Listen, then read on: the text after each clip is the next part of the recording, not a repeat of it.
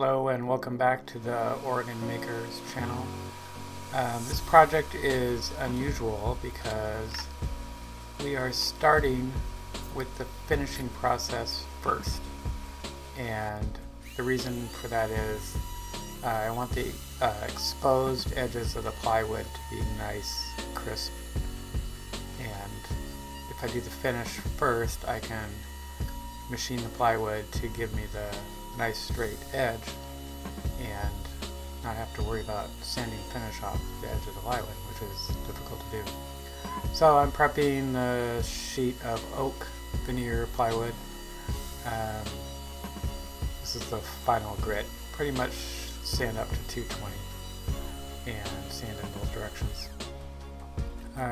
The phone, as you saw before, that's how I control my vacuum. I have a little app on my phone. So now that I've got it sanded, I'm just going to wipe it down with these white rags, and then I'm going to use denatured alcohol. I use that versus a tack cloth because it evaporates immediately, and tack cloths can kind of sometimes leave goop on it, and I don't like that. Naphta is actually the best product for that, but I didn't have any Naphta. Naphta won't take a finish off of shellac if you're cleaning something that's already finished. So I'm just going to apply Varathane stain with a foam brush. Kind of heavy-handed on this. I want this to be dark. So the customer I'm building this for has painted cabinets that are kind of this, pretty much the same color. This is a little more on the blue side, but with the top coat on, it will yellow it out and kind of gray it out a little bit more. So as you can see, I kind of do everything in thirds and just get it on there. And then I'll come back and check any spots that I've missed or that are light, and then kind of smooth everything over.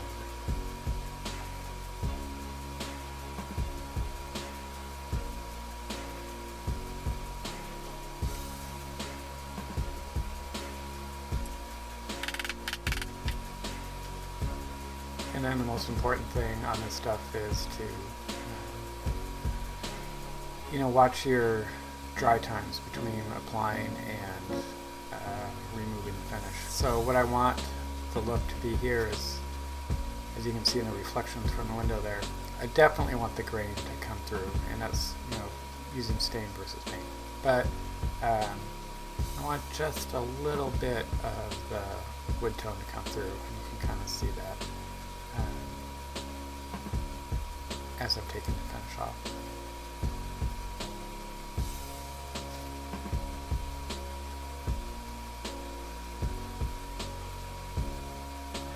So just kind of being really smooth on this. A lot of YouTubers don't show the finishing process, and I'm including it in this video because it really is half of woodworking is finishing. And because this project is unique where I'm actually finishing it first, it gives me a good opportunity. So now I'm going to cut everything down. I used to love factory edges of plywood, but now I have a track saw and it does such a better job that I always kind of make sure everything's oversized, and I just cut that bit off. It does just a really good job. And then this is why you don't wear strings with your hoodie. I got it just kind of stuck between my hand and the grip of the tool there. And thankfully on a track saw, that's really, the fence is kind of stuck to the surface. It didn't affect my cut. Alright, so this is where we get into the whole point of this project. So the edges, I wanted to be more the shape of Charlotte Motor Speedway front straight than the Indianapolis Motor Speedway. So on a lot of round over bits, you get that round corners, and I didn't want that. I wanted it to be more pillowed, is the term I described to the customer. So I'm breaking the edges with the router and then not exposing the full round over bit. And then I made a little jig. I used a 1.5-inch hole Forstner bit and used that, cut that in half, applied sandpaper and used that as a sanding jig on the edges, which of course I did not videotape. So these tables are going to have hairpin legs. You can kind of see them in the background there. There's not enough meat in 3/4 inch plywood to screw legs on that is going to be any decent furniture. So I'm just building up the base here with more plywood and gluing and screwing, which is kind of apparently what I'm known for now, saying on every video so far. So again, just kind of cleaning up the dust with the denatured alcohol. And I don't know why I'm lining it up before I'm gluing it, but anyway, I did. And I just use the credit cards that they send to you in the mail that you've been pre-approved for. That's kind of what my glue scraper is. And then I'm also using my favorite little alignment tool. And then just pre-drilling 1¼ inch screws. If you deal with 3/4 inch plywood, you should buy those by the 5-pound box because you will use a lot of them.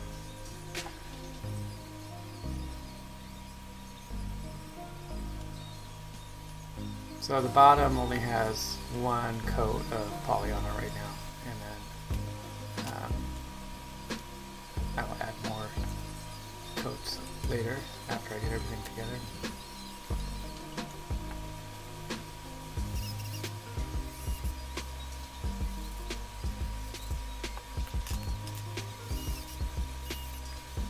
And there we have it, glued and screwed.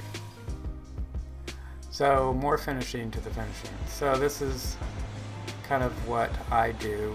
Again, denatured alcohol. Make sure everything's clean. And no fuzz. So it's not warm in the shop, 65 degrees. They say the finish should be 70, which is kind of outrageous. Seems that woodworkers mostly work in the winter. I do have a it's not a heated shop, but I have heaters in the shop, and it stays pretty good. I do live in a pretty mild climate, so it's not too terrible. So putting on the first coat, basically just pour it into the rag and wipe it on and wait 2 hours. And here we are 2 hours later. I'm using a white Scotch-Brite pad. I don't like to use sandpaper over finish, over clear finishes, because you sand through the finish and you're a goner. A white Scotch-Brite pad will take down the fuzz, give the previous finish a little tooth to accept the new finish. And another coat of poly goes on.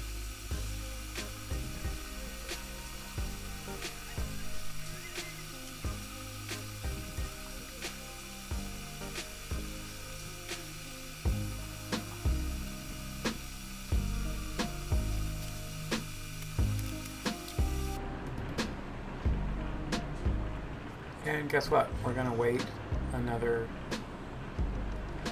2 hours.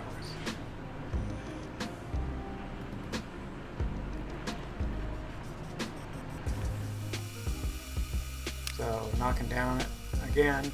And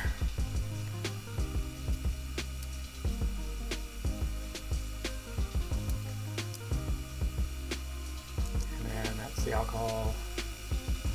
I mean, you can just watch it, even if fast forward, it just evaporates so quick, it's nice. So another coat. And I really like the look of exposed plywood with polyurethane. Typically I don't use polyurethane.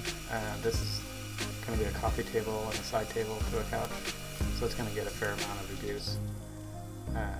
That's why I didn't do an oil finish. So let that dry, rinse, lather, repeat. And yeah, I know it's not all that exciting to watch, but it shows what's involved for furniture that actually is built for customers that lasts. So next day I put a coat of poly on the base. And The plywood, I didn't sand the edges on the filler pieces there, so I'm using a brush because the cotton rag just kind of disintegrates on the edge of the plywood. And just getting it on and wipe it down.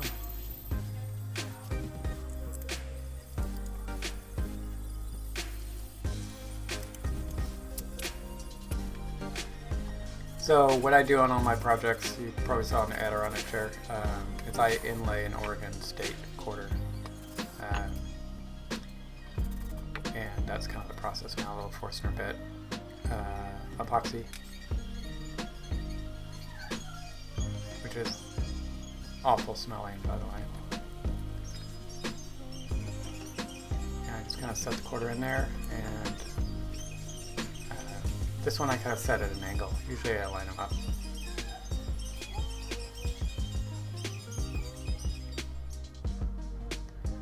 So then these hairpin legs were bought online for the table heights that I wanted. And I'm using these 1, 2, 3 blocks. Machinists use them. They're available online. They're quite handy.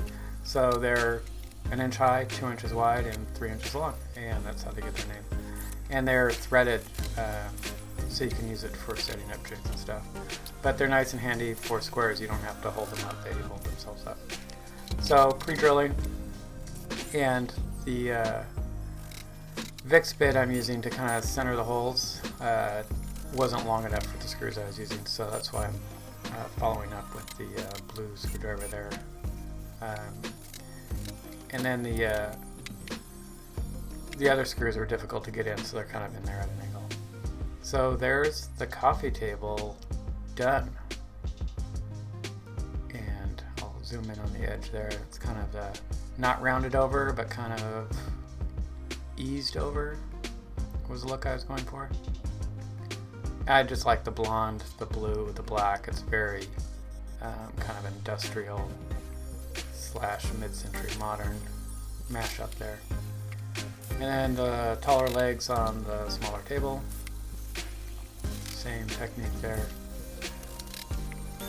These turned out really good. I would recommend this company. Everything was packaged really well. They were powder coated. Not overly packaged, but packaged just right.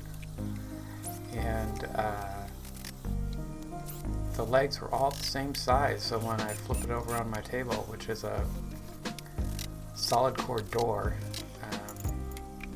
pretty flat, no wobble at all. So there's the side table.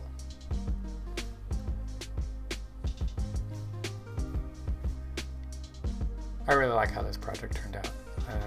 Plain, simple, and really good looking. And that's how we made it.